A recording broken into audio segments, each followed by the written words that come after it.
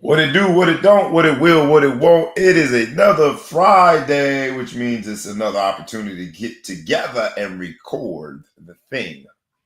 The magnificent experience known as the Ball Hawk Sport Talk, where sports, business, entertainment collide. We do it one way and one way only. That's rough, rugged, and raw. If you've never been a part of the experience, get ready. Fasten your seatbelt because this thing is a riveting experience of sports, business, entertainment. We're in the crew. The crew is in the house rather today. And we got sports, we got business, we got entertainment. We have it by way of succession planning. Succession planning is the name of this episode. You don't want to miss this one. It's a bunch of good stuff. So with no further ado, boys and girls, dogs and frogs, cats and rats, anything and everything in between. Fasten your seatbelt. Pour yourself a nice tall mug of coffee. Spike it with whatever you will, because it is a holiday weekend, and it is the Ball Hawk Sports Talk. So let's go. Wake up, wake up, wake up, and stay woke, because this is the Ball Hawk Sports Talk with your boy, B. Brown, ESQ, a.k.a. the Ball Hog, a.k.a. the Mouth of the South. This is the place where sports, business, and entertainment collide. And we're going to give it to you rough, rugged, and raw, so come get you a spoonful, like some grits with butter and salt. You know how we do it in the South, y'all. Make sure you do not get caught in your feelings. Strap on your seatbelt and enjoy the ride. Come on, let's go.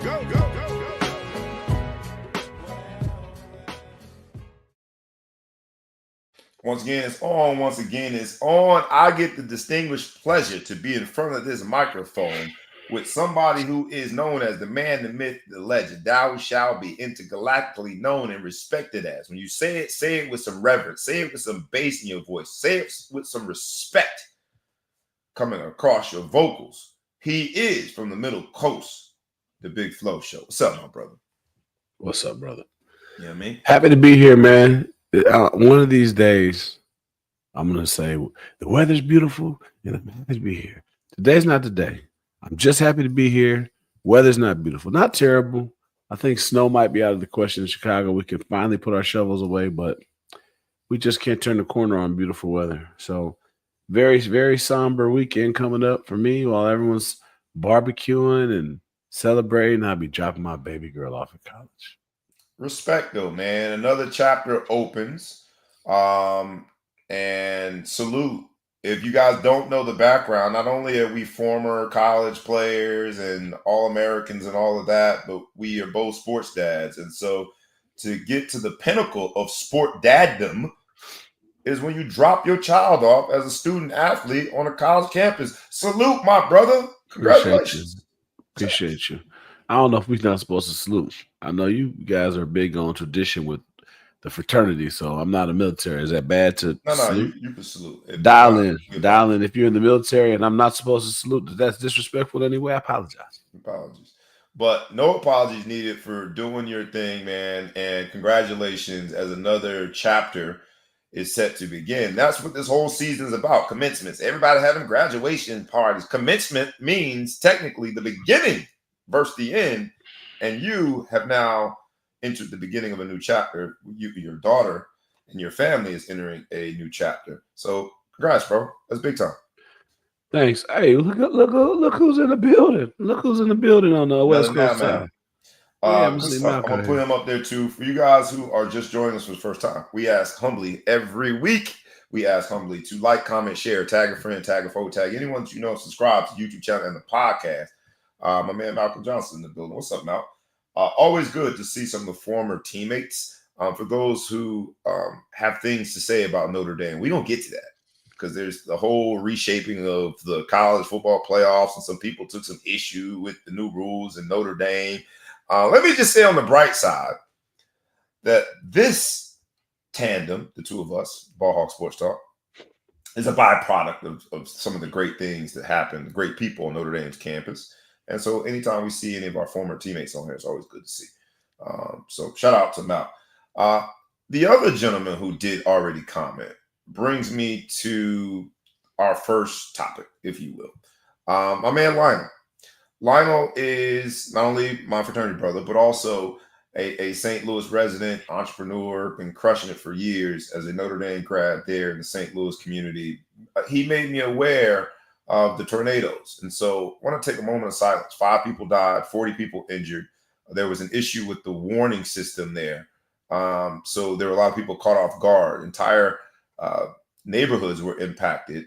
And the storm, as my man Lionel put it, was not partial towards any social economic category, towards any neighborhood. It tore up a lot of things and unfortunately hurt a lot of people, killed 5 people, and negatively impacted a lot of lives. And so let's take a moment of silence for the city of St. Louis, the tornado that ravished the community.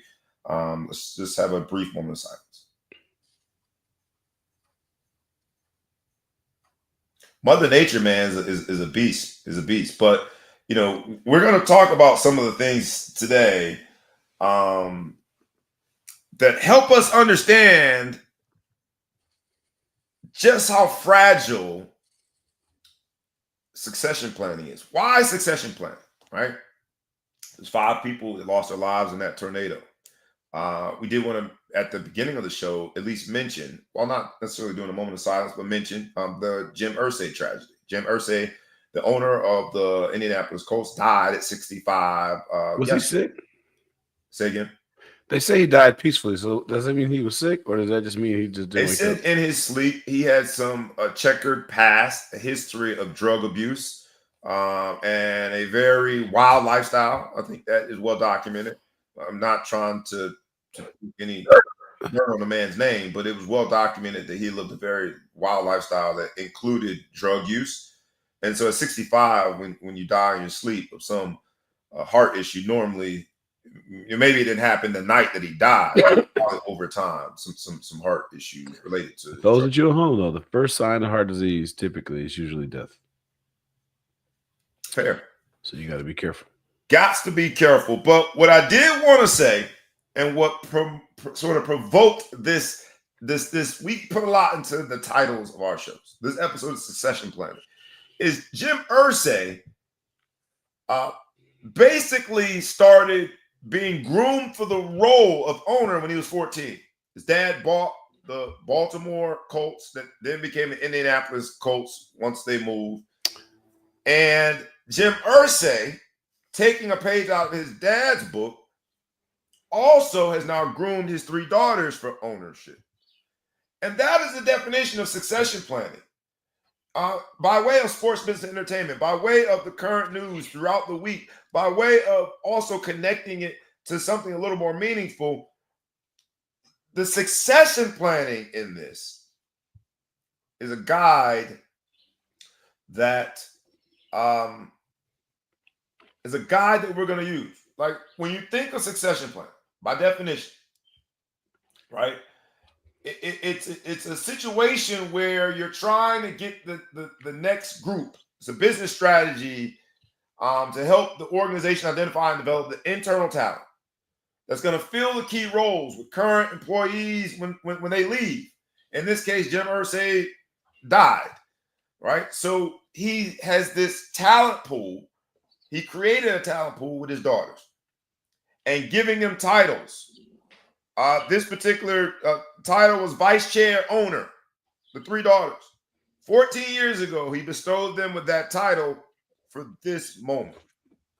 So that internal talent fills the key roles. And now that he has moved on to the upper room, as some might call it, his daughters are in place to take over. The reason I think that's great is because now we've got a ownership group with the Indianapolis Colts, made up of, while their last name is Irsay, mostly with a hyphen there, but I think all 3 are married. It's a beautiful week as the WNBA is now a week into its new season. It's a beautiful week to celebrate the ownership of the daughters, Irsay daughters. But it's also, I think, an example of succession planning. And when we look at the NBA and this debate that has gone on for a while now, who's the new face of the NBA? You look at the Final Four. Whoever wins will be the first time winner. It's not a repeat winner. I think this will be the 7th year in a row, something like that. We're not a repeat winner. But you look at the faces of those teams and the succession planning, dare we say.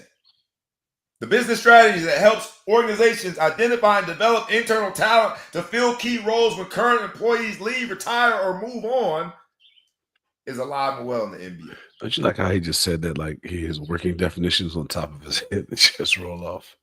I mean, I had it. It's all that education. But I do think that when we watch that torch pass, this tragic story of Jim Irsay dying at the young, ripe age of 65 has a lot of layers to it that we're going to get to, because Jim Irsay, with the well-documented drug use in his past, still largely maintained a good reputation in the NFL. So we're going to get to some of the God bless. Let me take a moment out and give you your flowers. God bless equality, right?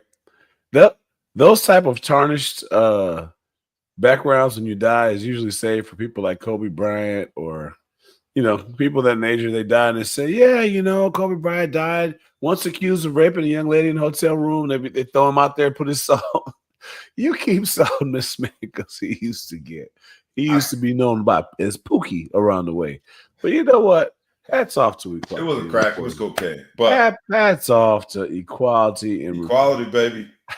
Equality. But he did do a good job of making sure his daughters were prepared for the role. And I do want to, celebrate the fact that he was an owner for a long time. As my man Dennis Collins says, at one point, the youngest owner, or youngest GM in the NFL. That comes with a lot of cocaine. 34 years old. You control the skyboxes. You can bring anybody in there you want. It was a blessing and a curse to have access. You don't have to go through security when you come into the building. It can get a little crazy up there. There's a blessing and a curse to access. But shout out to Jim Irsay and the legacy that he left there with the Indianapolis Colts. Shout out to Jim Irsay with the legacy and the impact that he's created by giving his daughters the wherewithal to be in that position. And I'm hoping that they do a phenomenal job. They've been in that position now for 14 years, so I think that they are ready. And I think, side note, all of us, we are all unaware of when our day is. And so succession planning is very important for our own families, and make sure that you are leaving your family in a better position, if you can, in your death. And so Jim Irsay definitely has done that. The women in leadership, though, that wearing the last name Irsay, bring us to the WNBA. The WNBA this week took center stage. And you think of succession planning and getting to that next layer, passing the torch. And you can't help but appreciate within the last 3 years, last year, well, really February of this year, is when Diana Taurasi, who is the all-time leading scorer in WNBA history, how many years she played for? A million? 39, 40 years. 39 years. I think she had a 20-year career in the WNBA, all-time leading scorer. She announced in February of this year that she would not be returning. In 2022, just 3 years ago, Sue Bird, who's the all-time assist leader in the WNBA, announced that she was retiring. And the succession plan, I don't know how deliberate the plan was, but the WNBA got really fortunate. This thing called the NIL and this human called Caitlin Clark combined to create this combustible boom, such that last Friday, the first game of the WNBA featured your Chicago Sky, Angel Reece being the focal point there, versus the Indiana Fever, which is Caitlin Clark's team. And of course, that game featured some sort of rift between those two players. Right? We're gonna watch the play first, but that play has now sparked a bunch of debate. And we're gonna get into some of the debate. We're gonna have the conversation, but from a succession planning standpoint, to have these two megastars when it comes to women's basketball, I would argue the premier faces of women's basketball. Right now, you've got Angel Reece. Some have played 3 games in WNBA, some have played 2. Angel Reece leading the league in rebounds. Caitlin Clark leading the league in assists. It couldn't be any better. Storybook sort of situation, Hollywood drama. First game of the WNBA, and then they go and do this. Let me make sure I do it the right way. Present it first. But these two, man, are I think this is must-see TV now. And that's where you want to be as a league, where you got something that is essentially considered must-see TV.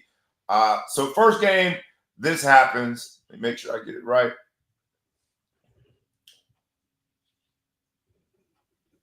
On a 3.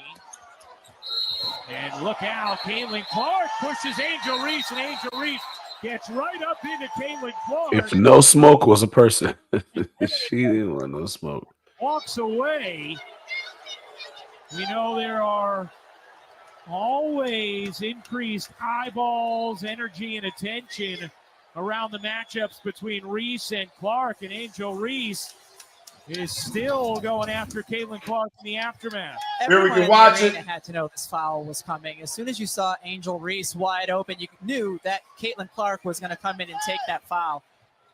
All right, so we'll stop there, and then I'll come back and stop sharing it. But and I always mess this up. But Angel Reece.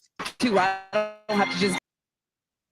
Angel Reece in that situation gets fouled, and then I think sort of takes issue with the foul itself. Not a big deal, par for the course, WNBA basketball, but because it is Angel Reece, because it is Caitlin Clark, because of the concept of like these megastars, Sue Bird and Diana Taurasi have moved on, and now the torch is being passed. The first game, the WNBA. Well anticipated.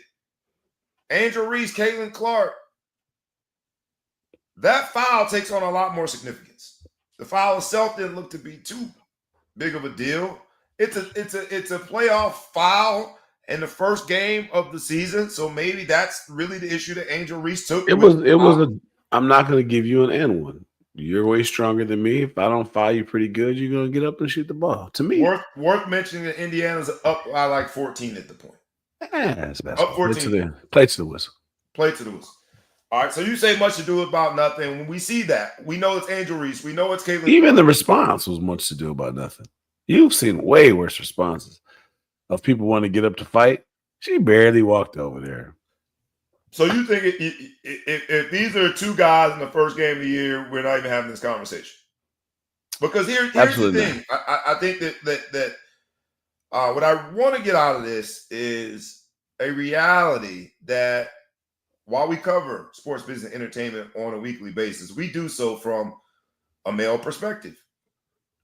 When I see women doing the exact same thing that men would do, yet the reaction being significantly more heightened, right? Like, how many times have you seen a dude get up and take issue with a foul? All the time. It's never a national story. This has become a national story that we too are going to deal with. But on the face of it, on the court, you see a foul. Does it look like more to it? I mean, at the end of the day, I've seen a lot of criticisms about like, oh, Angel Reece she didn't do that when so-and-so fouled her. Well, there's certain people who can say things to you. I know you're kind of quick at the shoulders when it comes to fighting, but like, there's certain people who you take more crap from than others, right? If Dwayne Johnson came in here and he said something crazy, he'd probably get one more chance than Kevin Hart. You know what I mean? Like, it's not, you know what I mean? So like, I ain't no dummy. You're not dumb. You know what I mean? In a way, I'm not saying that you're a punk either. I'm just saying Dwayne Johnson he can speak at a little higher octave than Kevin Hart can to you. I'm taking every punch he's willing to throw because I'm going Absolutely, right to the courthouse. litigation. Yeah, I get your I'm a point. lawyer. I'm gonna sue you. But no, I'm just saying. So yeah, there is a little something there. There is a rivalry that's there. There is some stuff that's going on.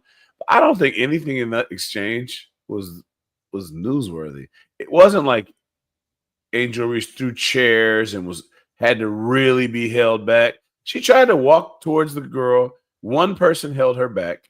At one point, she pulled her shirt up a little bit, which, okay, sounds a little tough, but it still was regular to me. That's run of the mill. You fouled me hard. I don't really like being thrown to the ground by you. I'm going to get up. I'm going to have something to say. Were there any technicals? Yeah, she got the flagrant foul. So she got a flagrant foul. They a flagrant 1, so she wasn't ejected, but a flagrant 2, whatever Move on. Height level. She got a flagrant foul, so they got the ball back. Was the end of it. Move on. That's what it is. But we're going to talk about how it was talked about. Yeah, let's get into it because my man Malcolm Mally Mal says new face of the league. Cooper Flag. We know why. First white player to be drafted number 1, presumptive number 1 pick. Right? I love that he already got drafted in y'all mind. But I share that, although he's talking about the NBA versus the WNBA, with Cooper Flag as the NBA's name, presumptive number 1 pick, unless something really goes wrong. Right. But it holds the same underlying race sort of current under it, if you will. The reason that Angel Reece and Caitlin Clark, whenever they face off, the reason that was the first game of the WNBA season, the reason that they were the 2 high-profile NIL names, the reason that the college football spectacle was as big as it was when they were on the biggest stage has a lot to do with stuff that ain't got nothing to do with basketball. And so on the heel of watching that foul in the first game of the WNBA, right, 2 years removed from the Magic Johnson versus Larry Bird level vitriol in the respective camps, such a big deal has very little to do with basketball. It has a lot to do with sort of the feelings that we bring to basketball, the experiences that we have in this country, the impact of race in our corporate settings that, whether we like it or not, are influencing our analysis of this sports story. Insert Ryan Clark and RGiii. RGiii essentially sees the same video that we just watched and says, you could really see she doesn't like her. He never said hate her, but he said strong hates her. No, he said hates. I think he said hates. And maybe later in the one I heard didn't say hate. He talked about the strong dislike. It might have, I didn't watch the whole clip. Maybe he did say hate. But my point is that he highlighted the dislike that Angel Reece had for Caitlin Clark. He then talked about the last time that Caitlin Clark took a hard foul. Angel Reece wasn't even in the play and was clapping and applauding her friend. And so that was now the beginning of a debate because Ryan Clark responded. Instead of all the people that could weigh in on this, RGiii, essentially you're not qualified because your 2 marriages have been to white women. You don't understand the plight and the unique nature of Black women. And you're not having the conversations at home, essentially is what he said, with Black women to feel their pain that's unique and how the world looks at them. And so you've got now a response by 2 Black men to an incident in commonplace between these 2 WNBA players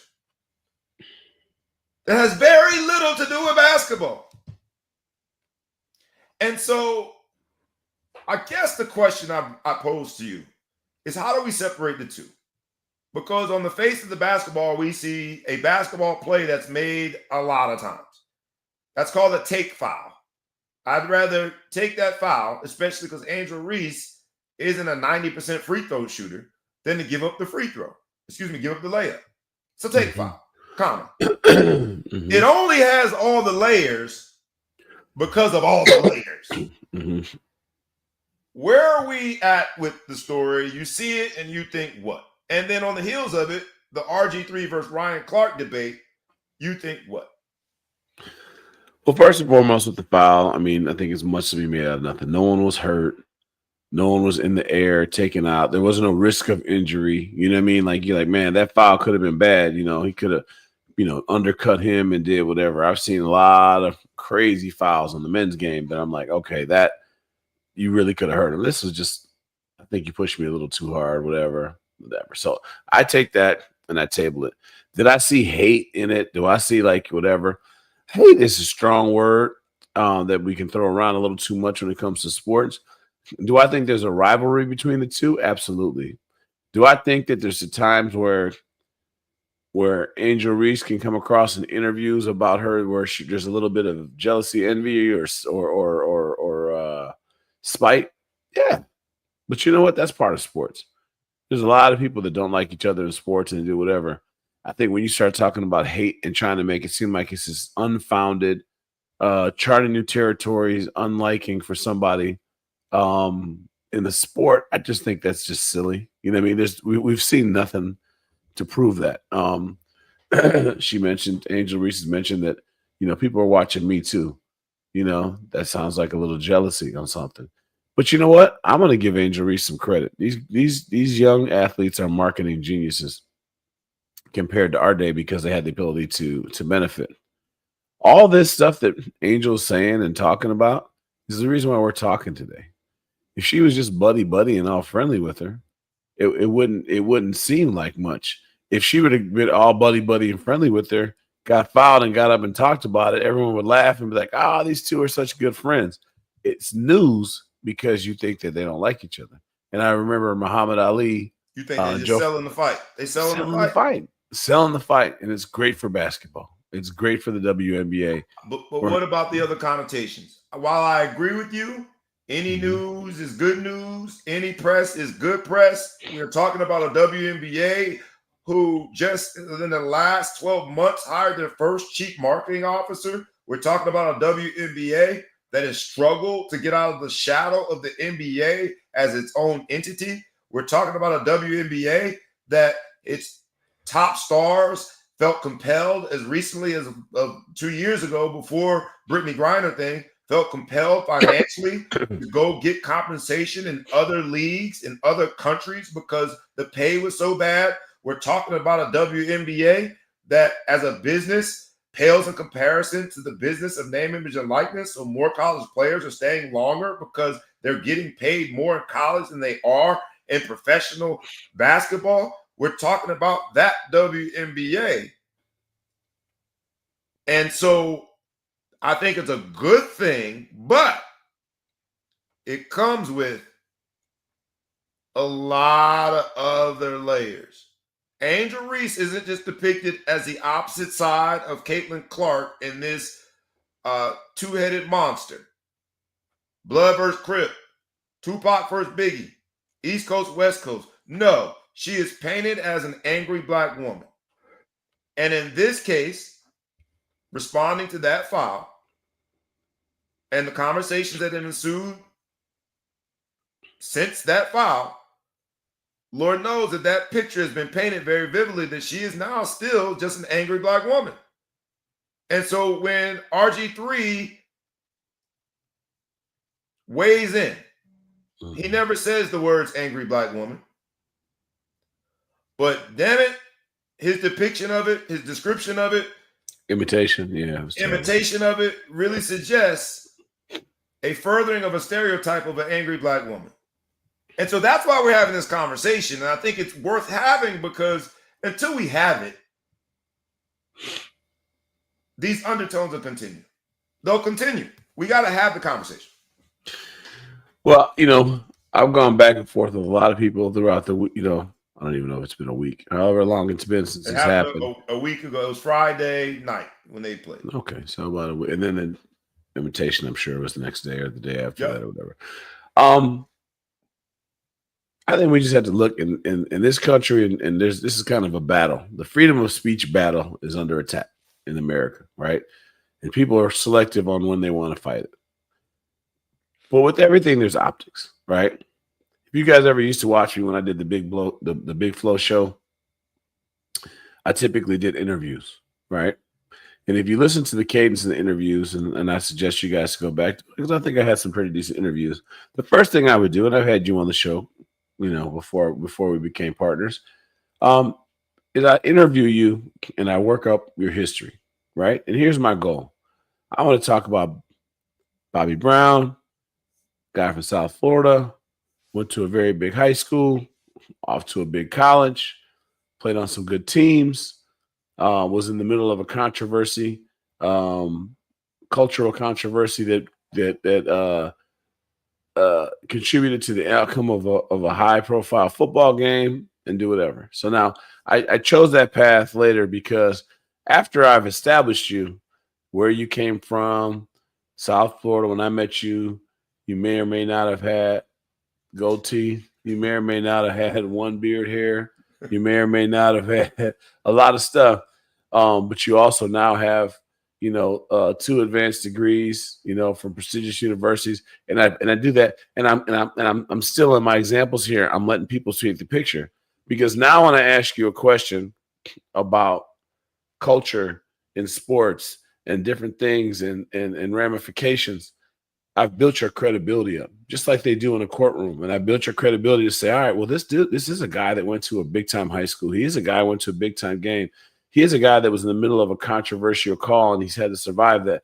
He is a guy that's gone on after football and done X, Y, Z. So whatever questions I ask you after that, I've established who you are and where you're coming from. And the reason why I say that is, on the surface, we're 2 black guys, right? There's so much more to us than that. We're 2 black guys. So we have the right to say the N-word. We have the right to, talk about certain things. We got the right to mimic each other. You got the right to say things about black skin, dark skin, light skin. There's things that you just are born with the right to go do, but you got to kind of establish that. Yeah. So taking that over to this RGiii situation, right? Optics, right? As a man myself who's married to a non-black woman, I have to be very careful about how I would publicly speak about things that I have opinions on as it pertains to black women, because it looks like, with my resume, it looks like if I were to say black women are XYZ, it looks like I'm saying this is how I feel about black women, and this is why I married someone who wasn't black, right?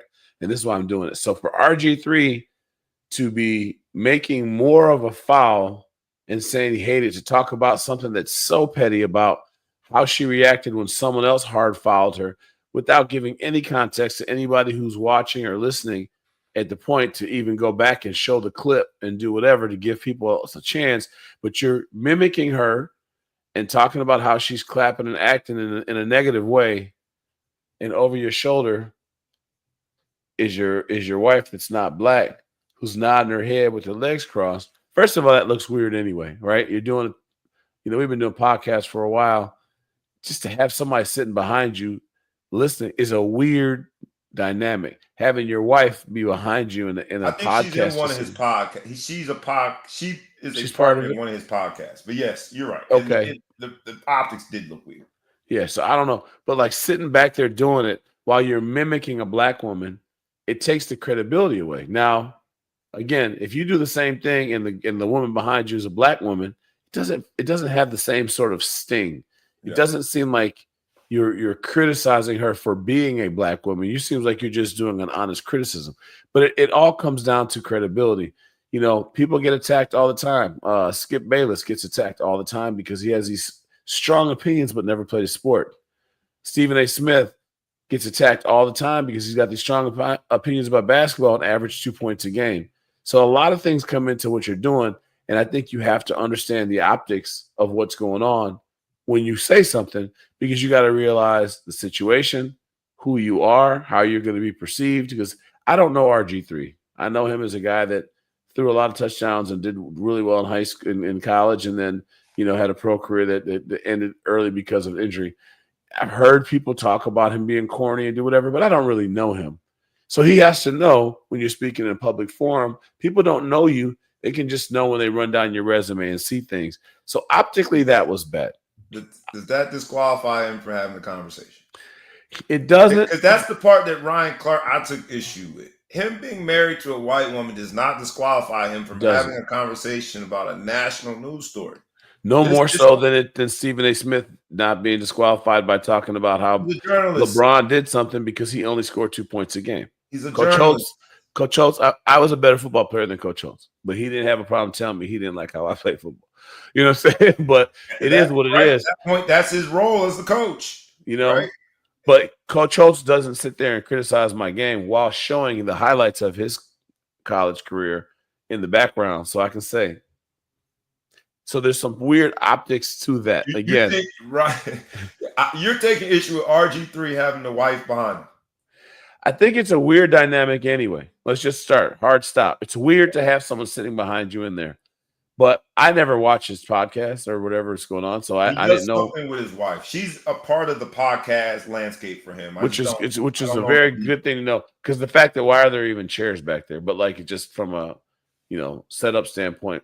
But I think that adds to it. Now, trust me, I don't feel like the fact that my wife is non-black stops me from having an opinion that's whatever and be judged. But when you're speaking in a public forum and you're having it, you have to be cognizant of like how things are going to sound coming from it and how far you go. Because we both have conversations in life that we don't have the same way in our platform, right? We have conversations in life that we don't have the same way at work. Right. We have conversations in our life that we don't have the same way with our children because we wear different hats and there's different optics that have to be affiliated. Now, do I think, let's flip that. So hard stop on RGiii and what he did. Ryan Clark, do I think he went way too far by saying you're not having these conversations at home? Come on, man. First of all, do you know what conversations I'm having at home?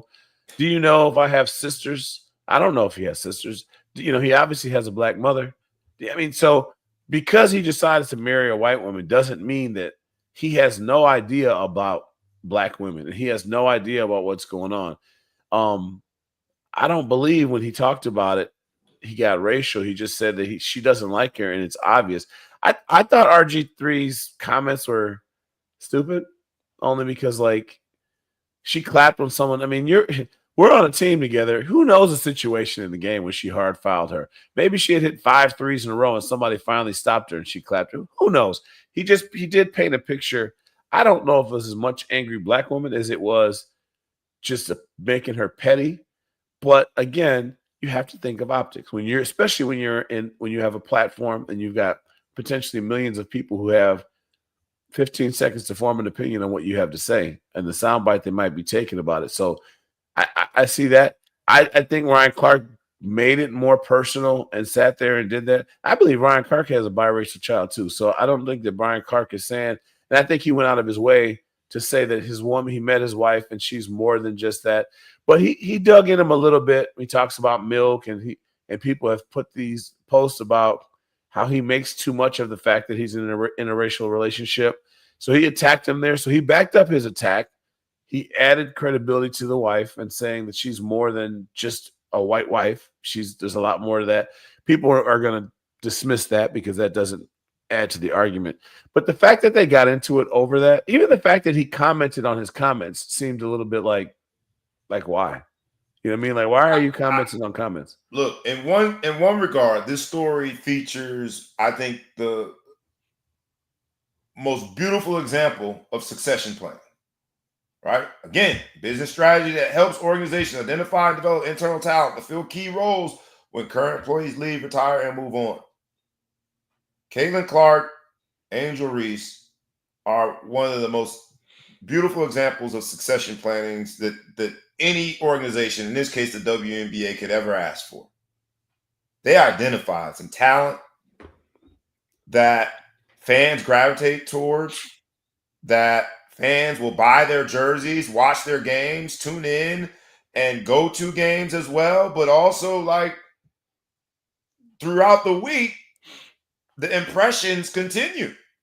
This story has legs and is amazing, and I think is a stamp of complete confirmation that the succession plan was successful because the story continues to have legs. We are talking about a WNBA game, an incident in a WNBA a week later. On the other hand, the coverage thereof, Ryan Clark and RGiii. When it comes to succession planning in terms of Black media and the faces that are going to take this sports media to the next level, when I watch that exchange, that's what I'm nervous about. And media is a much broader category now. Hell, we're media. It's a much broader category now. But what is scaring me is that the succession plan, right? The business strategy that helps organizations identify and develop internal talent to fill key roles when current employees leave, retire, or move on,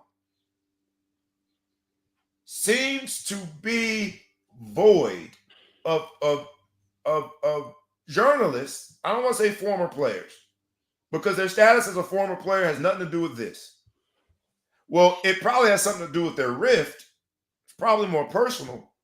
But when it comes to journalism, it's scaring me to see that these two journalists with huge platforms are getting into the minutia of personal lives that has nothing to do with the story. Ryan Clark was right that RGiii has been married twice and both have been to white women. And my response to Ryan Clark would be, and so what? Because at the end of the day, his coverage of Caitlin Clark and Angel Reece, while you might not like what his take was on it, had nothing to do with who he's married to. Now, do I think RGiii should have taken it so personal? No. You laugh at somebody and move on. But Ryan Clark has to do better. I think in a way, this whole concept, right, of an angry Black woman, in a way, watching these two go at it is furthering a stereotype of angry Black men. Right. Like these dudes literally going at each other back and forth on personal takes. RGiii basically suggested Ryan Clark should be fired from ESPN. Ryan Clark basically suggested, man, he's Uncle Tom. He don't know nothing about this. He did. Personal stabs at each other, and they are journalists with a big platform. The succession plan of Black media needs some revamping. They need to call us, dog. That's what it is. That's the problem. Is that I think we got to the end of it. It should be you and I on the same stage, not two different stages. Although, if we want to beef, if you want to take it there, we'll take it there. You know what I'm saying? Like if you got something slick to say, hey, I'm not backing down. I'll take the smoke. I want problems. I want it. No, but yeah, I mean, the more I look at what Ryan Clark was saying, like he said, I defended you when you do all the corny stuff on whatever. Damn, dog. Because I said that Angel Reece doesn't like her. Now you got to tell me I'm I had to go play it back again because I was listening for more. Yeah. And then I left more confused than before I even looked into it. Yeah. I don't think RGiii really said anything too crazy. I personally don't believe I don't believe RGiii is intentionally trying to perpetuate the stereotype of an angry Black woman in it. And I listened to what he had to say. I just didn't hear that. He believes, honestly, I believe one of two things. I believe either Angel Reece doesn't like her, or I believe she's a marketing genius and she's making up more of this rivalry than it needs to be. But I mean, it started back in college, with the whole ring pointing and doing all the different things there. But you know what?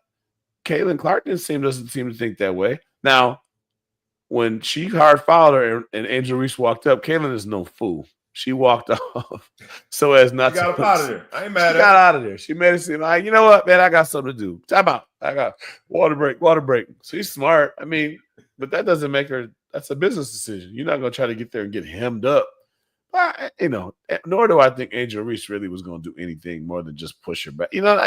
That part of it was more. A lot of it was made out of nothing. I feel like this is a succession of More was made out of the foul than normal. There was no Yeah. ejection. There was no fight. Angel Reece didn't get a technical foul, did she? No. So her reaction obviously wasn't over the top. So therefore, I think RG3, him analyzing that moment in which Angel Reece didn't even get a technical foul, you're obviously overstating how things went because Angel Reece didn't even get a technical foul. So nobody in the stadium thought her reaction to Caitlin Clark was filled with hate, right? Mm-hmm. No one else thought that. They didn't even call tech. So his breakdown of it, I thought, was his point. It was his right. He can do whatever he wants to go do. But at the end of the day, it's just an opinion, you know. And you sent me something from Cam Newton, and he said, "Hey, it's entertainment. It's all opinion. It's not right or wrong. It's his opinion." But I just think for Ryan Clark to be so offended by the fact that RG3 said that he's talking about how he's like kind of dropping some stuff that didn't even need to be known. Like he really attacked his character. You know what I mean? You got this. You've married to what does RG3's first wife have to do with that comment? Jesus. Like, you know what I mean? Yeah. You can't, man, what's going on? She caught a stray and She not involved at all. People Googling what his first wife looked like. She's like, well, damn, I've done this. I'm part of it. I don't even want to be with him anymore. Right. And then you're saying, like, you know, now some of the, I feel like there more was said. There was something deeper than that because he was saying, yeah, you know, you always talking about milk and this and that, and you were corny, and I just they work together. Here's what scares me. They work together. And I'm watching these two well-accomplished, successful Black men use their platforms that are going to speak to they're not speaking to a closed room. No. This ain't the cookout. That was a barbecue. That was a barbershop argument. Like you guys, from a succession planning standpoint, have the keys to the next generation of Black journalists. You were in the driver's seat. And while RG3 is using an independent platform now because they didn't retain him at ESPN, whatever the case might be, Ryan Clark and RG3 were colleagues at one point. And when I look at it, I just think this furthering of the narrative that we can't have intellectual debates and conversations without having personal attacks ruin it. The first person that hurls a personal attack lost the argument. And truth be told, we all lost here. When I say we, when I think of Black journalists and the way that we are seen in the public eye, perceived, I feel like this was more harm than good. And that's the challenge, right? You think of succession planning, the 5 biggest challenges to succession planning are simple and plain. They relate to aligning with organizational goals, assessing current talent, resistance to change, knowledge sharing, maintaining morale, and resisting bias. And if you look at all these things in terms of what happened with those two, there's a lot of those challenges that you see. There's bias in that comment. Whether you want to admit it or not, Ryan Clark, there's bias in that comment. Because anybody else could have said the exact same thing. Well, Angel Reece hates Caitlin Clark. He doesn't know. RG3 doesn't know for sure that Angel Reece hates Caitlin Clark. He's making an assumption. He's giving his opinion. But the bias inherent in your response to that needs a little checking, to be honest. And I like Ryan Clark. I think he does a phenomenal job. What's funny is Shady McCoy said 2 corny people calling each other corny. I thought that was probably the funniest of all these comments. Shady wants part of this. Hey, he said he's gonna come out with a song. He ain't like us, like us. You know, that beef is gonna start getting moved over and whatever. Again, it's all good. We're talking about some stuff. I wouldn't have even seen the file on the video if it wasn't for that. So I go by that. All to what Dennis is saying. All this is good for WNBA. Improved viewing. We can't wait to see it. That was a heavily viewed show. Heavily viewed game. People want to see it. It's something there. Sometimes I laugh at, like, how does it build from this? I can't say this. I can't have this without an attack. I mean, Do we that's say what happened. RG3 can't speak on any topic related to black women? Is that how far we're gonna go? Yeah. You know? Yeah, it is good for the WNBA, and the games thus far have been exciting. Indiana Fever lost, and it was the first time she had a streak that Caitlin Clark did not make a 3-pointer. So tune in, because we have talked about the WNBA and the growth of that business ad nauseum on this platform. So that is the good that came out of it. So we'll see. Mark has a really good point, though. AJ is still the best player in the world, but if AJ, Caitlin Clark, and Angel Reece walked through a mall, AJ would get to her destination without being stopped, and those other two would be mobbed, and they wouldn't have anywhere to go. And that's a shame. Asia, man, not AJ. Asia Wilson. I know. I don't. I'm trying to read. Sound it out. Don't sound it out. Look, man, that's her mama fault. I went to high school. You spell Asian differently than that. So, and I can't believe I messed it up because it's not like I don't know her name. But but again, she could walk through the mall right now and nobody would stop her. But you can't. But Caitlin Clark and Angel Reece could not do that. So beef. Hey, keep beefing. And you know what? They should both send Ryan Clark and RG3 a thank you note. Thank you for acting so foolish and making this a bigger thing than it needed to be, because we're going to Cancun together next year, right? And part of it is going to be because of the money that we're making, because y'all two dumbasses arguing about this type of shit, you know. Shout out to the WNBA though, man.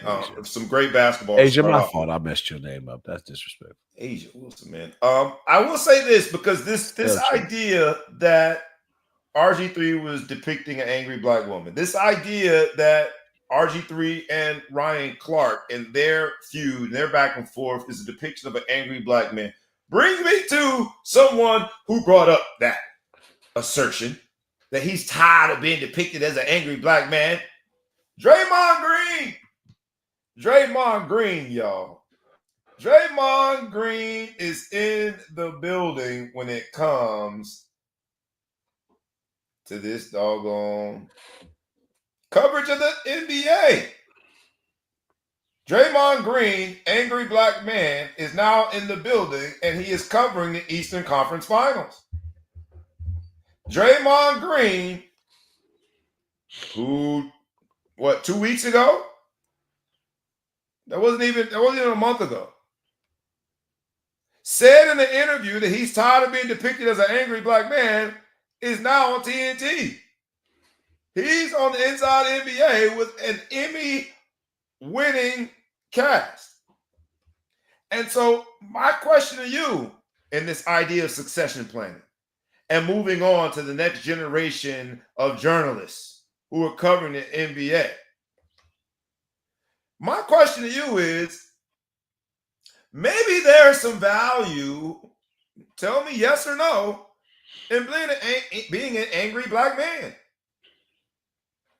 While Draymond Green took issue with it in terms of the technical fouls and how people were analyzing his very weird bodily movements that seem to always hit somebody. His appendages go places that they're not supposed to go. And so people were ad nauseum talking about he's gone too far. He needs to go get some help again. He took issue with it. But he's joining a cast that includes Charles Barkley, widely known while he was playing as an angry black man. You think of people who also took the stereotype of angry black man and ran with it. Keyshawn Johnson. The man got a book called Give Me the Damn Ball. And eventually, they gave him the damn ball. He's on TV. Randy Moss was persona non grata. And yet, he's on TV. And I don't want to make this about race. I think the Caitlin Clark, Angel Reece thing allowed us to deal with more race. Ryan Clark, RG3. It ain't just about race. It's more about, is that something that you can monetize? in this succession planning, seeing Draymond Green cover the Eastern Conference Finals, salute to him, man. He figured out how to make money on this thing. He figured out how to make money on this stereotype. And I ain't mad at him. I didn't hear the first night how he did, but I'm looking forward to hearing it tonight because the Knicks had a colossal, monumental collapse. And so I plan to tune in tonight. I would have basketball the first night, so I didn't get to watch it. But it's interesting, man. Draymond on TNT, you think it's a good thing for Draymond, his brand, a good thing for TNT and their content? 1,000% good for his. It's 1,000% good. I mean, he's got his podcast. He's going. People want to see the controversy. Perfect. Polarization is the key. It's his own succession plan. He's getting ready for life after. That is much closer. I mean, he does a podcast after each game. He's a genius for that. I think he has a very strong. We're in the era of the fear, like the freedom of speech battle is under attack in America, right? People are like, okay, there's hypocrites out there. There's people out there trying to, they want freedom of speech until you say something that they don't like. There's people who come forward and say, hey, that's their opinion. They should say whatever they want to go say. Everybody should be able to say what they want to go say. I think it's great that he's out there. I like what he has to say. I haven't watched his podcast, but I've heard his comments, and I think he does a good job just attacking the content, and he's very good at developing his ideas. So this is great for him and great for them. I do think it's great for him too, man. And as Mark says, he might be doing a little bit of damage control to his reputation. His career is winding down, but it looks like he's going to have, because this is the second year, I think, in a row where he's had that seat. I know he's been on TNT before as a contributor.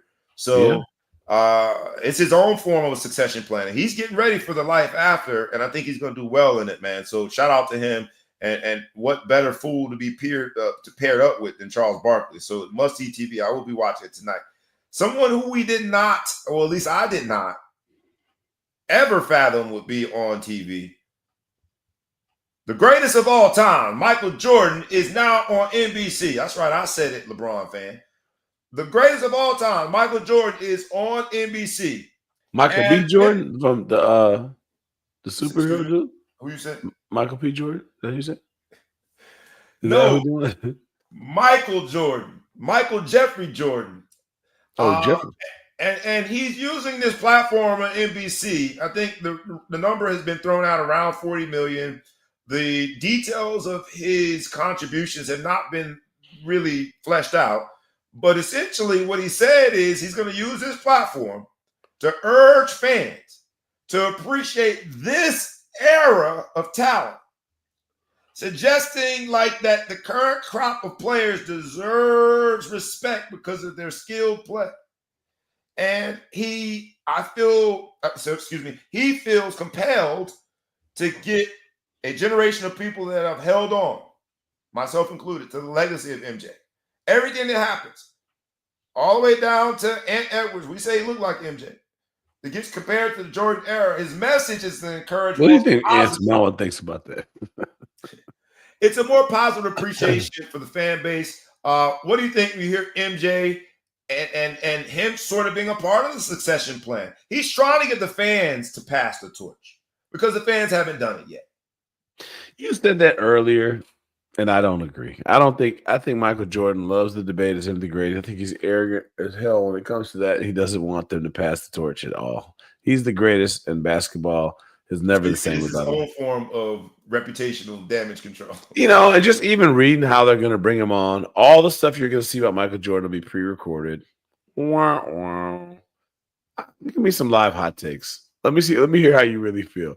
All these pre-recorded, scripted, different things. It's good for everybody, but roll up your sleeves like a real media person and run your mouth when someone asks you a question and you only have 2 seconds to think about it. I want to find out who Michael Jordan really is, not who he can be trained to become. I'm not that interested. So it's kind of cool, and we see smart for putting him on there because, he did whatever. But his image has been so coddled by the media for so long that, it's a little bit annoying. You know, everyone wants to sit there and I'm a LeBron fan, but I still think Michael Jordan is the best that ever played the game. Don't get me wrong. I'm always have to remind people that, but I am a LeBron fan. But you know, LeBron puts himself out there, and he has to be interviewed in an era that Jordan didn't, where they ask him social questions or social things happen, and he gets in front of the mic and he makes his comments. Some people like him, some people don't. Everyone's got their opinion, and no one agrees with someone wholeheartedly, right? Michael Jordan went through his whole career. One time, someone asked him something. He said Republicans buy shoes too. He didn't want to get involved in nothing. He never been a big commentator guy. And I just think he's been let live for so long on his history. And as you say, you know, hey, he wants to pass the torch.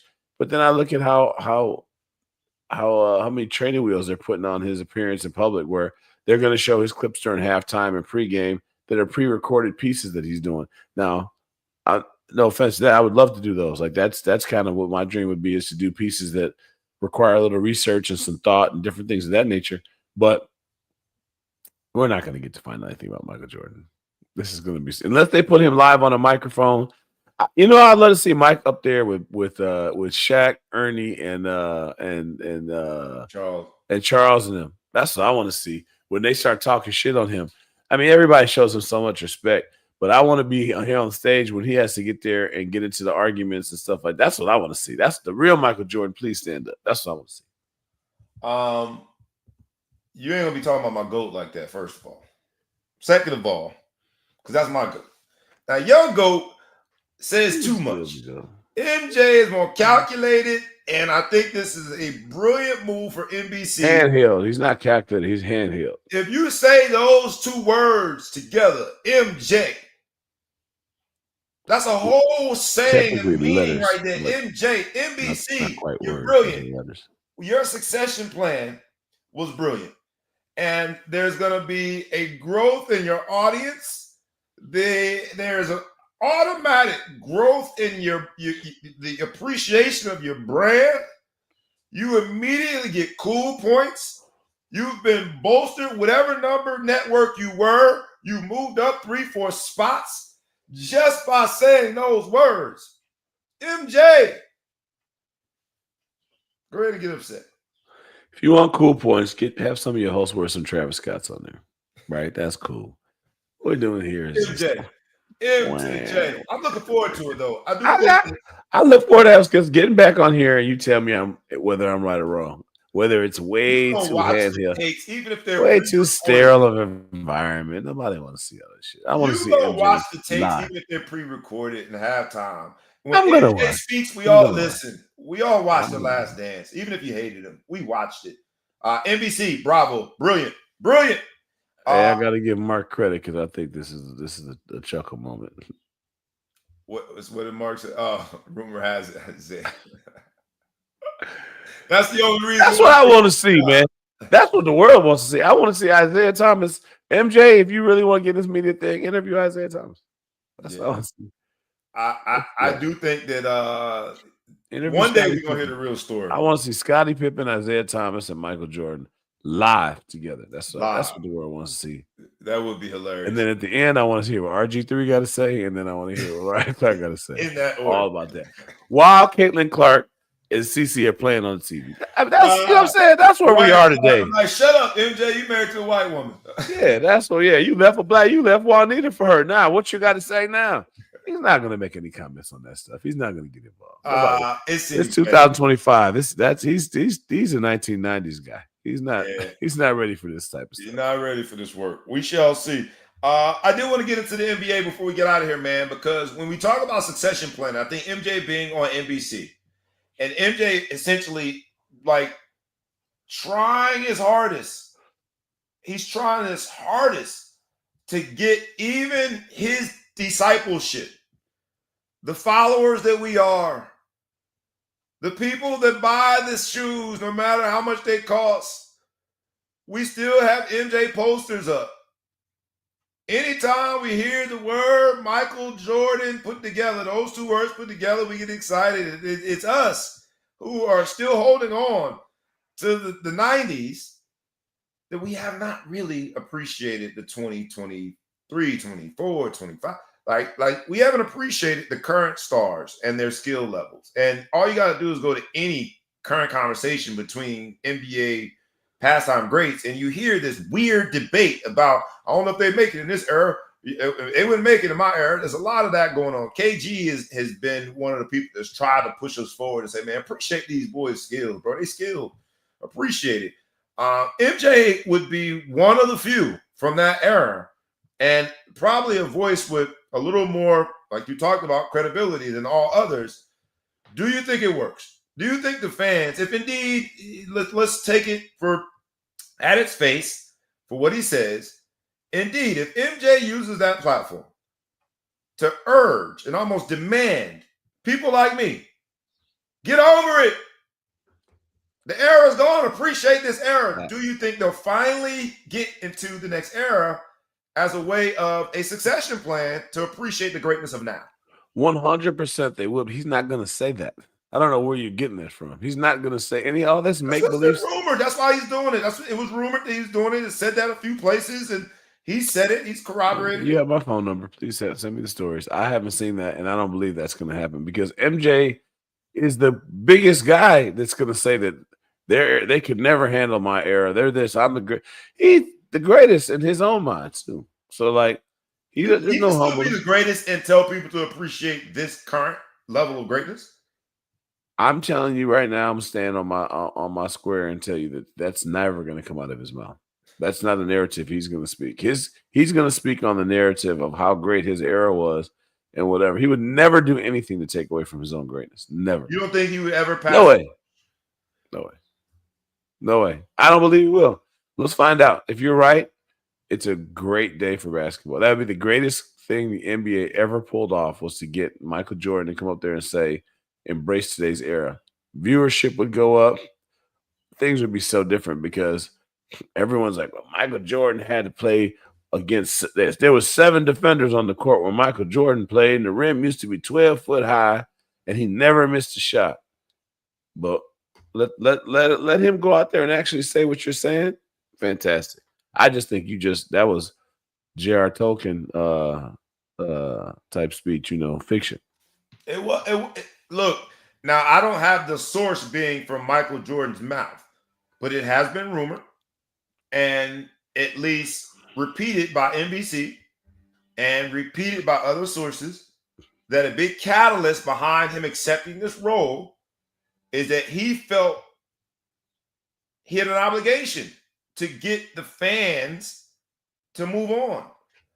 And maybe again, he's trying to clean up his reputation too, because The Last Dance was the definition of egotistical, like that's narcissism. And I'm fine with it. I like it amongst my superstars. Yeah. Right? But that's the flavor of superstar.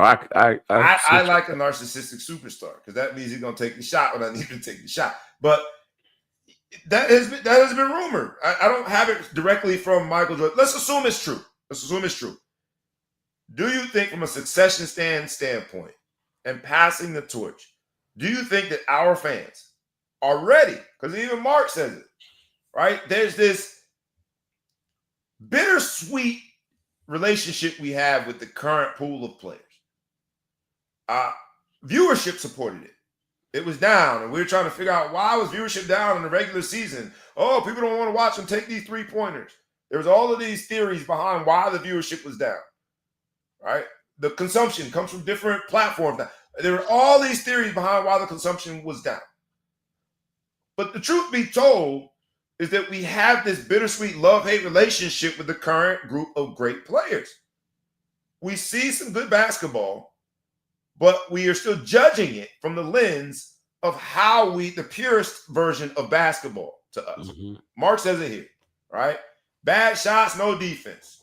AAU effect of the league. They're moving around. There is no stick-to-itiveness when it comes to a player in a particular city. They're fabricating these championship dynasties or a team. Not a dynasty. It ain't really been a dynasty since, old Golden State. So do you think this will be the catalyst to get us to pass the torch forward if indeed MJ, NBC, and broadly we finally say, let's move on. It's commencement season, the beginning.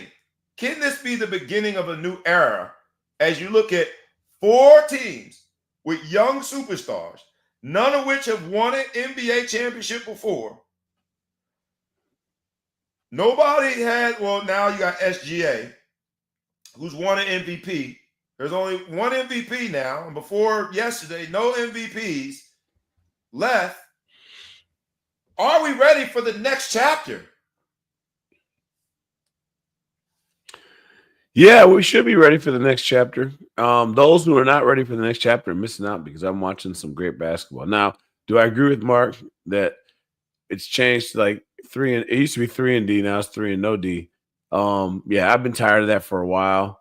Playoff basketball, I see a little different, a little more defense. Those that don't play, like the Hardens of the world, are at home. They're fishing.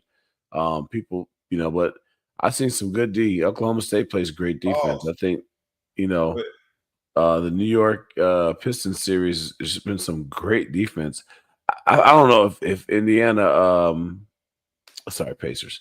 The Pacers, if they greased the floors, but for some reason New York couldn't stay on their feet. You know what I mean? Like at the end, they played at MSG. That was in New York. That collapse was in New York City. This is some great basketball we're seeing. I'm not just seeing 3 and no D. I'm seeing unbelievable defense. People are grinding, stealing the ball, ripping guys. Lazy passes are getting picked off left and right. This is great basketball right now. So hopefully Michael Jordan comes in there and says, hey, let's watch and enjoy what's going on, because those of you at home with your nose in the air, you're missing something that's great. Let's go through the Final Four. You got Ant Edwards in Minnesota, along with Julius Randle. In Indiana, you got Tyrese Halliburton, who hit a mega shot. We're going to get to the Knicks. You got the Knicks. You got Jalen Brunson, Mighty Mouse, I like to call him. He's really doing his thing. And then OKC, you got SGA, who just got named MVP. You've got these 4 teams, 3 of the 4 being small market teams: OKC, Indiana, and Minnesota. Small market teams. None of these players, prior to SGA winning it 2 days or yesterday, when was it? Whenever it was, won the MVP. I think the new era is here. I think Michael Jordan and the sentiment is very timely. You and I are old guard. We argue about Michael Jordan and LeBron James any chance that we get to make that argument. My man Dennis Collins weighs in. Yeah, they did move the 3-point line closer during MJ's time. We have spent so many hours, countless hours in barbershops having this conversation, this debate about who's the greatest of all time. We qualify the accomplishments of the other superstar just to get back to our standing, our point that we are firmly standing on, whoever we say is the GOAT. And I think in doing so, we've lost sight of the greatness that is currently going on. Hats off to these players. Hats off to these small market teams. Can you think about, I imagine that the NBA, the powers that be, are hoping that the Knicks can come back from losing home court advantage. They only down 0-1, but it was a very emotional loss, and be in the finals. Because if not, you're going to have 2 small market teams in the finals. Mm-hmm. And so that'll have its own challenges. But it seems as though the mantle or the torch is ready to be passed. The mantle is ready for some new trophies, some new superstars to be there prominent front and center for the whole world to see. And this year, SGA winning the MVP means that made the 7th year in a row that someone won the MVP who was not born in these United States. SGA being a Canadian. The succession plan is here, whether we like it or not. Small market team, OKC. A relatively under the radar player, although he played well. He played phenomenal this year. Look at the stats. And SGA, we are on to the next chapter, where the old guards like you and I want to accept it. And hopefully Michael Jordan can get old guards like you and I to be a little more receptive to that. We are in the next chapter, officially. Some good basketball going on. The Knicks lost what was probably the most emotional loss in New York history. While the succession plan, I do like it to happen organically. What I don't like is this. Let me look into the camera. Which one? I'm looking right here into this camera. I'm a Miami Heat fan, so my bias is there. We talked about the challenges in succession plan. Overcoming bias is one of them. I have not overcome this bias. I can't stand the Knicks. I hate them, right? That's just a Miami Heat, New York Knicks thing. I strongly dislike the New York Knicks. Now, Ryan Clark can come ask me whether or not I have credibility to say that because, I don't know. How can you say that you hate them when your wife was a track athlete? That's just, you know what I'm saying? If your wife wasn't a basketball player, how dare you say you don't like the Knicks? Your wife was a track athlete. You from Fort Lauderdale, not Miami. How dare you say that? Right? How dare you say that? That's how random the discrediting was. But I just like them. The reason I hate the New York Knicks is what we're seeing now. The fans are really tough to deal with. They took street signs and replaced them with players on the roster. They named streets after them before the Eastern Conference Final. They have not been in the Eastern Conference Final since the 90s when the step fade was hot. And they're changing names on streets for the Eastern Conference Finals. They say act like you've been there before, unless you ain't never been there before. Players, a lot of undue attention. They put the cart in front of the horse. And if they lose, I'm blaming the fans. I like Jalen Brunson. But if you look at how star-studded that crowd was in New York, the whole world was looking there in New York. And the most colossal collapse. I went to bed with 3 minutes. They were up 11 points. I'm like, I go to bed now. And they lost the game. There was a 99.4% chance for the New York Knicks to win that game with less than a minute left.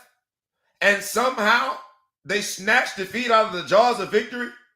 I wonder what the odds would be if you could place a live bet during. You would have got paid. Now, the hater in me makes me laugh. I'm going to try to be objective here and ask, can the Knicks overcome this emotional loss? They say that a series hasn't started until an away team is won on the opposing team's floor. That happened in game one. Tyrese Halliburton doing the Reggie Miller choke sign while Reggie Miller is calling, doing the play-by-play, was freaking rich. Oh, the irony of that was just amazing. Can the Knicks overcome this and win this series, thereby preserving the only shot we got left to have a big market team in the finals?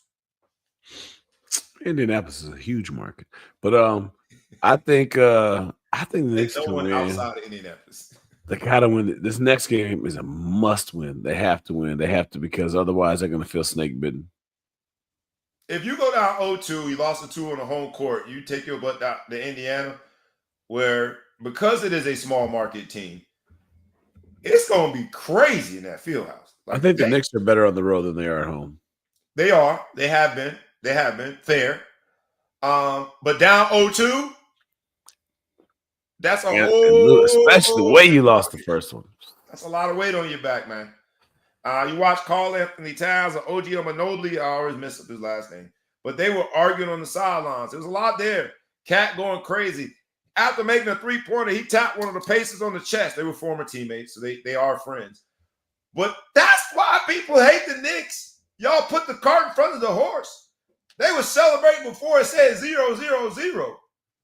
The stars came out. Did you see that Halliburton shot, though?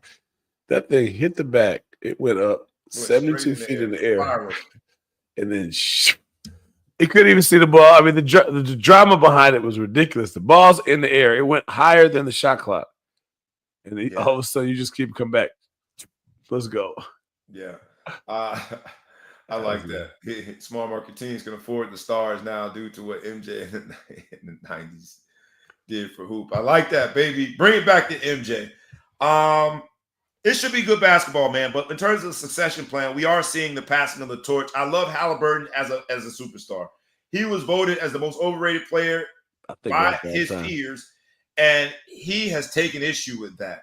You got Jalen Brunson, who has always played with a chip on his shoulder, undersized, overlooked, and He is a He megastar play now. no defense.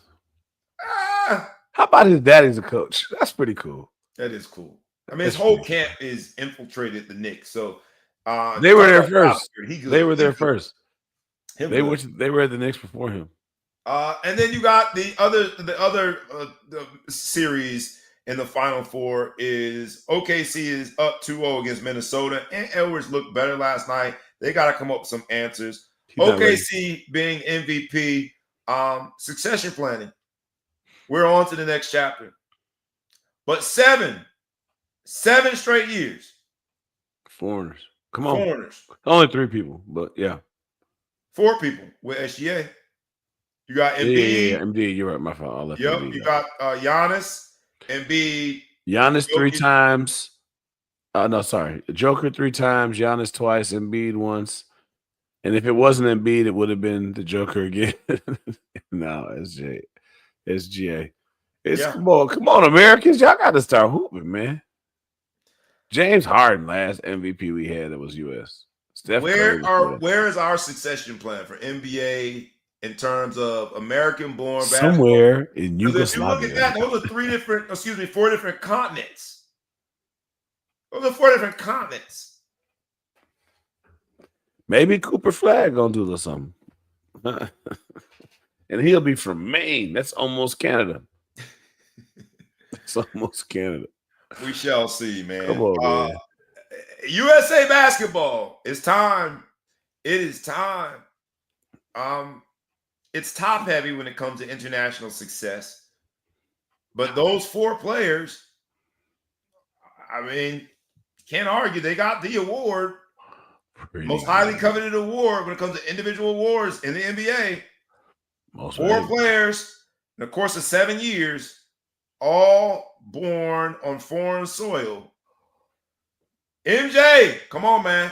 We need a succession plan. There's got to be some American-born talent that we develop that gets us to the height of the heights in terms of NBA success, wins championships, and gives us a little.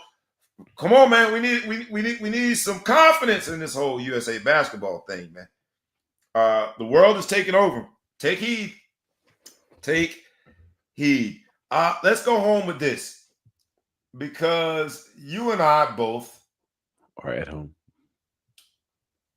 Are keenly interested in college football. Yes, sir.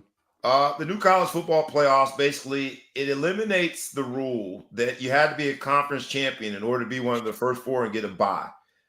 This year, the bye did not help any of them. It was 0 for 4. Whoever had a bye lost in their first game. So it could be debated whether or not the bye really does something. That's funny. We're such a reactionary society. We are reactionary. But now, a team like Notre Dame, and full circle, I'll talk about the hate and vitriol that Notre Dame receives. And here's why. A team like Notre Dame, not in the conference, does not feel compelled to get in the conference because the first 4 spots aren't protected by conference affiliation and championships. It's the first 4, whoever the first 4 is, based on the committee. And so there's 12 seeds. They're seeded openly. There is no protection that you get because of a conference championship. Do you think it's the right way to go? I do. I think they got it right this time. I think that the conference champs are guaranteed to be in the playoffs. Perfect. I don't know how they're going to do the. So you got the group of 4, and then you've got you got the power 4, and now I would guess you call it the group of 6, and then you're gonna get the highest rated group of 6 that's guaranteed in there. Maybe they can sneak 1 or 2 of those in there, but hey, no one's gonna cry too much. But I do think it was skewed the results. The fact that Oregon was the number 1 team in the country. They got to get a bye. So they didn't get it wrong. They just got beat. Georgia, they won the SEC, arguably the best conference in the country. They should have got a bye. They just got beat. Now, should you have put Arizona State and Boise State? We're pushing a little bit. Now I'm starting to get a little, come on, man. Relax. But it is what it is. I think it's good. I think that the best team in the nation won the national championship, and the second best team was in the game. And no other time in the history of football can we really say definitively with no argument that that was the case. But no one had a harder path to the playoffs championship than Notre Dame in the history of football by far. And here we are. Here we see the reason why the 12-team playoff was such a success is a team like Ohio State, which wouldn't have made the playoffs after losing to Michigan and not even make it to their conference championship, wouldn't even make the playoffs, was by far the best team in the nation. And they went there and won. So it's a huge success. This little tweak will fix things. I think that this tweak is one of those things that we may look back in a few years and it would have turned out the same either way, except for maybe that at-large team. The top 3 conference champions will probably be the top-ranked teams. And, that'll be there. Notre Dame will sneak in every once in a while. But anyway, I don't know. The big winner in all of it, I think, is the parity. Parity in itself in college football is a big winner. But then Notre Dame. Because that was the one caveat, the asterisk next to being that's all we do. Non-conference affiliated, and therefore being prohibited from being one of the top 4. That was the one thing that I thought that finally had enough influence to push Notre Dame into really considering a conference, and that was short-lived. Dead. It's dead for life unless they change the rules. Dead. I disagree with you too, man. I think we have had 1 versus 2 before, top 2 teams before. So I think that you said no. I'm saying so definitively because of proof. So less opinion, more proof. That's what I meant by like we go and we're like, okay, we definitely think that Florida's. You know what? With the 4, obviously you could say the same thing, but we've always argued about the team that shouldn't have got in, and most of the time we say, well, they wouldn't have done anything. Can you give me that? They wouldn't have done nothing. Every once in a while somebody's out there. I get that. But would you agree that Ohio State would not have been in the 4? I agree. They would not have been in the 4. Would you agree that they were the best team in the country at the end of the year? I agree with that. So my point is like, how wonderful is it that we captured that? I hate the fact that because Notre Dame would have been in the playoffs, they probably would have been in the playoffs, and they got beat by the only team that could beat them. But I just think from that standpoint that like it was such a success that this little tweak is like, don't let the fact that the first round teams got beat mar the fact that this was a complete utter success for the playoffs this year. I was. You look at the viewership, you look at the interest.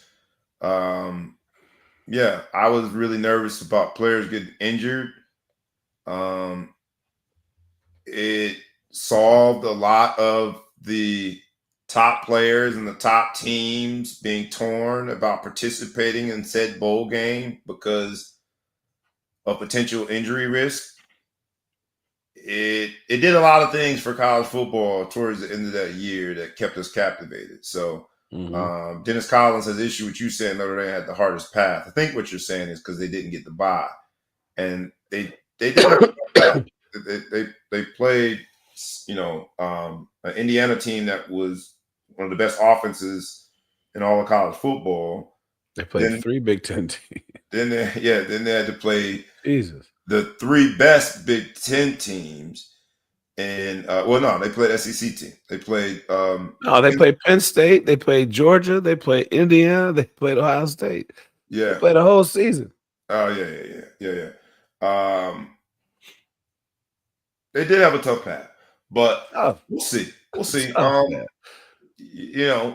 I think college football is doing a phenomenal job of, you talk about succession planning, keeping the integrity of the game intact, but also planning for the evolution of this game. I think college football is doing a phenomenal job. I had to give them that. Cut it out, Georgia, without their starting quarterback. That is their new starting quarterback. They quarterback in Miami, dating one of the doggone twins. No, she quit him. Paid handsomely. Might I quit add. him. Well, we'll see. I think that what college football is trying to do is admirable. And I think that this evolution of what we think of as the playoffs and the way to earn a championship without putting too much additional physical wear and tear on the bodies. I would love to see them reduce the regular season by at least 1 or 2 games. But we'll see. I think they'll get it right in another year or so. You can tell that they're not hell-bent on the rules.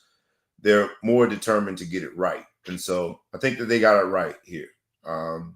Your conference affiliation is really, especially in this day and age where there's been a complete conference realignment, should not impact where you are in the playoffs. So I think they got it right with this one. I'll give you last word, man. We go with a Ball Hawk Spotlight moment.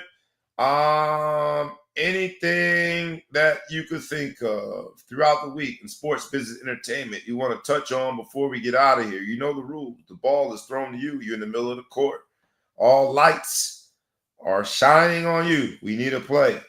Here's your Ball Hawk I want to give Spotlight. some flowers. I want to give some flowers to Shedeur Sanders. You know, through all the crap talking we had about him and everything going on that we had with him, they say he's been amazing in camp.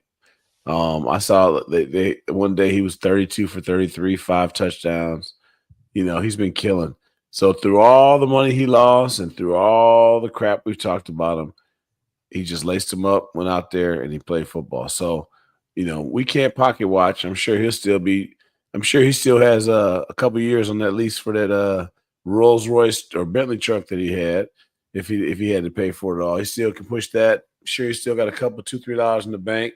So if we stop pocket watching him on the money he lost, if he could turn Cleveland around, they should probably give him go back to college and retire his jersey again. If he could turn Cleveland around, but then you let that ride. That's pretty cool. Hey man, I'm not. Look, when you know you're good, I'm not finna see. Okay, all right. I just wanted. I couldn't believe that you let that ride. But yeah, I'm just happy. I'm really happy for the young man, for him to come out there. I love to see people overcome adversity. Shedeur, shout out to Shedeur, man. That is a good thing, a phenomenal thing, actually. That what we can go back and forth about whether or not it was right for him to drop to the 5th round. I think he handled it with grace, and in the face of what was a lot of reputational smearing, I think that young man has done a phenomenal job, man. So I'm hoping he can lead our franchise back to some level of success. That's terrible. Who's terrible? No, I'm saying the internet's undefeated. Oh, that's terrible. I don't see what happened. Look at the camera. Oh, no. That's terrible. That's absolutely terrible. The internet's undefeated. Because this is where sports, business, and entertainment collide. My Ball Hawk Spotlight moment, I will just quickly touch on the Diddy trial. It's a really interesting phenomenon we have in this country that we are so moved by salacious details. At the core of it, it's a RICO charge. So some of the details seem completely off base with RICO charges. But man, we're moved by salacious details. So if you are one of those people that has your popcorn ready with your feet up, that's enjoying every single detail about Cassie, I know, what's the other guy? One of the other artists I was going to say performed, was on the stand yesterday, Kid Cudi. So if you're one of those people that's been into it, please fill me in after the fact. I can't deal with all of it. There's a lot of lives that are impacted by that. But remember, it's a RICO charge. So we shall see what happens with that trial. But succession planning also means we gotta get the next group of superstars ready. Chris Brown just got out of jail. All of these megastars, man, they're all in jail. So gotta get that next crop of superstar ready to rock and roll. And that's it for this week, man. Safe travels to you and your family as you go and drop your daughter off for what is the next chapter, playing volleyball on the collegiate level. Shout out to you and your family for a very, well done job, man, and getting her to this point. So, thank you to you, brother. Appreciate you. For those of you who tuned in live, we thank you. And like we ask you every week, we ask you humbly, please like, comment, share, tag a friend, tag a foe, tag anyone you know, and please subscribe to the YouTube channel and the podcast. This has been the Succession Plan episode Succession plan, baby. You know what it is. Simple and plain, man. We all got to make succession plans. All right. And we talked about it in the beginning. We talked about it again. Business strategy that help organizations identify and develop internal talent to fill key roles when current employees leave, retire, or move on. The planning part of it is the most important part. Plan for tomorrow while it's not promised. And therefore, you'll be prepared when tomorrow comes. This has been a great episode. Like every week, we thank you and we challenge you. It won't cost you anything to like. It won't cost you anything to comment, share, tag a friend, tag a foe, tag anyone you know, and to subscribe to the YouTube channel and the podcast. Don't cost you a dime, but you'll be doing us a world of favor. Enjoy your Memorial Day weekend. Enjoy the sports, business, entertainment. The Knicks and the Pacers are back at it tonight in MSG, New York City. It's going to be the central focal point of the global basketball world tonight. So enjoy it. No further ado, boys and girls, dogs and frogs, cats and rats. This has been our labor of love, our episode, succession planning episode of the Ball Hog Sports Talk. With that, we is out. Peace.